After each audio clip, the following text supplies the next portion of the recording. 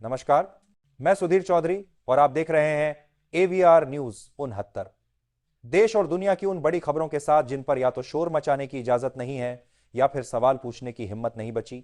आगे बढ़ने से पहले कमेंट बॉक्स में जरूर बताइएगा कि आप यह वीडियो देश के किस कोने से देख रहे हैं। और अगर आपको लगता है कि खबरें डर के बिना कही जानी चाहिए तो वीडियो को लाइक कीजिए और चैनल को सब्सक्राइब करिए।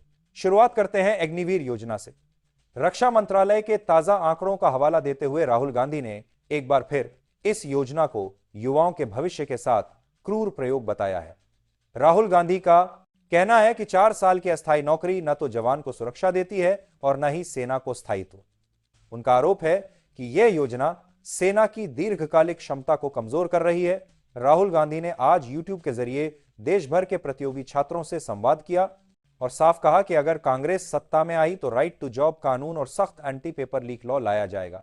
राहुल गांधी का आरोप है कि मौजूदा सरकार युवाओं को स्थायी रोजगार देने के बजाय उन्हें कॉरपोरेट की सस्ती लेबर बनाना चाहती है। इधर संसद में आम पर है, हाली लेबर बनाना चाहती है।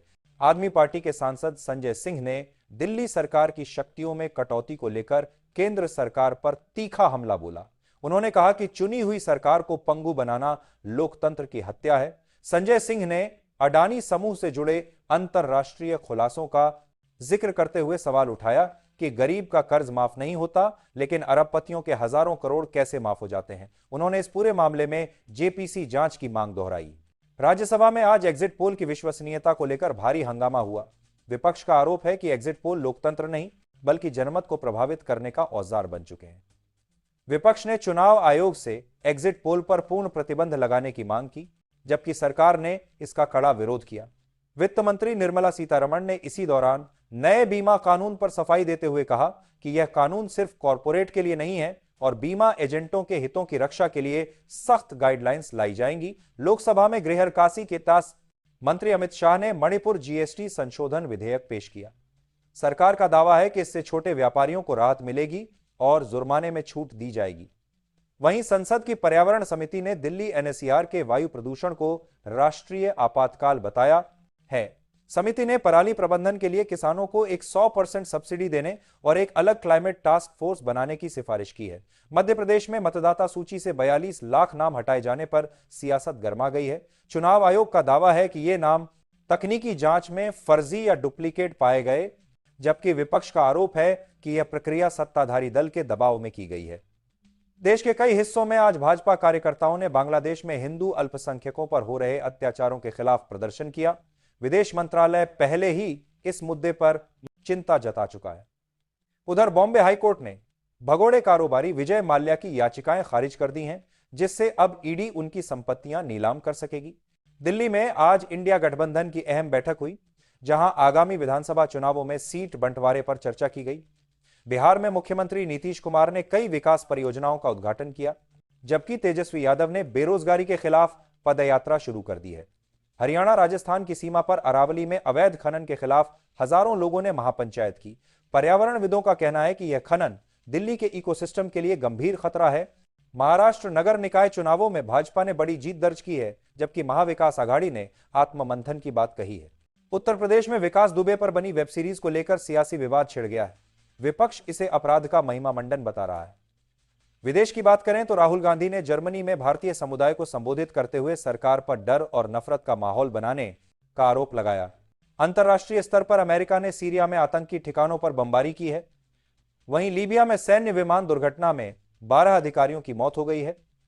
भारत में सरकार ने भारत टैक्सी ऐप लॉन्च किया है, जो ओला उबर के मुकाबले सस्ता और ड्राइवरों के लिए जीरो कमीशन मॉडल पर काम करेगा। नए साल से पहले माता वैष्णो देवी में भारी भीड़ उमड़ रही है। घने कोहरे के कारण रेल और हवाई सेवाएं प्रभावित हैं। स्वास्थ्य मंत्रालय ने युवाओं में बढ़ते मोटापे के लिए जंक फूड को जिम्मेदार ठहराया है और स्कूलों के आसपास इस पर प्रतिबंध की सिफारिश की है।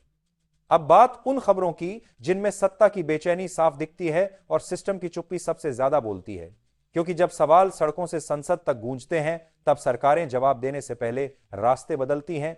बिहार की राजनीति में इस वक्त अनरखा ने बहुत कुछ पक रहा है। नीतीश कुमार का वही पुराना बयान नेवर अगेन एक बार फिर विधानसभा में दोहराया गया। विपक्ष की तरफ देखकर नीतीश कुमार ने कहा कि हमने 2 बार साथ दिया, गलती की, अब कभी साथ नहीं जाएंगे। लेकिन सवाल यह है कि बिहार की जनता इन कसमों की एक्सपायरी डेट कब तय करेगी?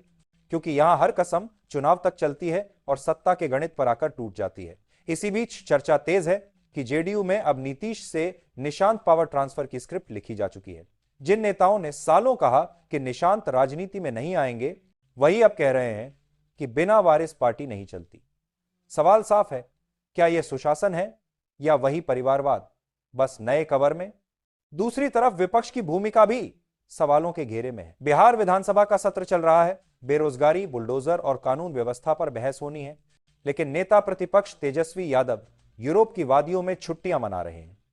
बीजेपी तंज कस रही है और जनता पूछ रही है, जब सदन में आवाज उठानी हो तब विपक्ष विदेश में क्यों है? लोकतंत्र में सरकार की मनमानी तब सबसे खतरनाक होती है जब विपक्ष खुद गैर हाजिर हो। उत्तर प्रदेश और बिहार में बुलडोजर अब सिर्फ अवैध निर्माण नहीं, बल्कि सियासत का प्रतीक बन चुका है। सवाल यह नहीं है कि कार्रवाई होनी चाहिए या नहीं, सवाल यह है कि कार्रवाई का निशाना हमेशा गरीब की झोपड़ी ही क्यों बनती है? सड़क किनारे चाय की दुकान, ठेला, घुमट्टी सब अवैध, लेकिन सरकारी जमीन पर खड़े 5 मंजिला मॉल अचानक वैध कैसे हो जाते हैं? यही सवाल अब सरकार के भीतर से भी उठ रहा है।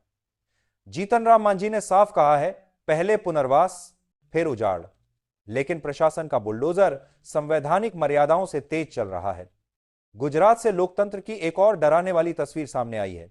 आम आदमी पार्टी के विधायक गोपाल इटालिया पर जूता फेंका गया और आरोप यह कि जूता फेंकने वाले को पुलिस सुरक्षा मिली हुई थी। अगर यह आरोप सच है तो सवाल सिर्फ एक जूते का नहीं है, सवाल यह है कि क्या अब लोकतंत्र में असहमति का जवाब जूते और लाठियों से दिया जाएगा? गांधी के गुजरात में यह दृश्य किसी भी संवेदनशील नागरिक को बेचैन करने के लिए काफी है। देश के अलग अलग हिस्सों से महिला आंदोलनों की आवाज तेज हो रही है। आशा वर्कर्स, आंगनवाड़ी कर्मी, संविदा कर्मचारी सब एक ही सवाल पूछ रहे हैं, क्या 2000 या 6000 रुपये में कोई जिंदगी चल सकती है? सरकारें इन्हें सेवा कहती हैं, लेकिन काम 24 घंटे का और अधिकार शून्य। जब ये महिलाएं सड़कों पर उतरती हैं तो जवाब मिलता है बैरिकेड्स और लाठियां। राम राज्य के दावों के बीच यह तस्वीर सरकार के दावों को आईना दिखाती है। अब जरा न्याय व्यवस्था पर नजर डालिए। उन्नाव से लेकर उत्तराखंड तक पैटर्न डराने वाला है। आरोपी अगर सत्ताधारी पार्टी से जुड़ा हो तो कानून की चाल सुस्त हो जाती है। कुलदीप सेंगर जैसे मामलों में सवाल उठता है, क्या कानून की आंखों पर पट्टी नहीं बल्कि पार्टी का चश्मा चढ़ा हुआ है? अंकिता भंडारी केस ने यह साफ कर दिया कि जब सत्ता और अपराध का गठजोड़ हो तो न्याय सबसे पहले कुचला जाता है। अंतरराष्ट्रीय मोर्चे पर भी हालात बेचैन करने वाले हैं। सूडान से आई एक बच्ची की तस्वीर ने पूरी दुनिया को झकझोर दिया है। मां की कब्र से लिपटकर कहती है, मुझे भूख लगी है। संयुक्त राष्ट्र की बैठकों में प्रस्ताव पास हो रहे हैं, लेकिन जमीन पर गोलियां चल रही हैं। युद्ध जब होता है तो मलबा सिर्फ इमारतों का नहीं गिरता, इंसानियत का भी गिरता है। इन तमाम खबरों को जोड़कर अगर आप एक निष्कर्ष निकालें तो तस्वीर साफ है। यह दौर सिर्फ चुनावों का नहीं, बल्कि संविधान, संस्थाओं और संवेदनाओं की परीक्षा का है। सवाल यह नहीं कि कौन सत्ता में है, सवाल यह है कि सत्ता किसके लिए है।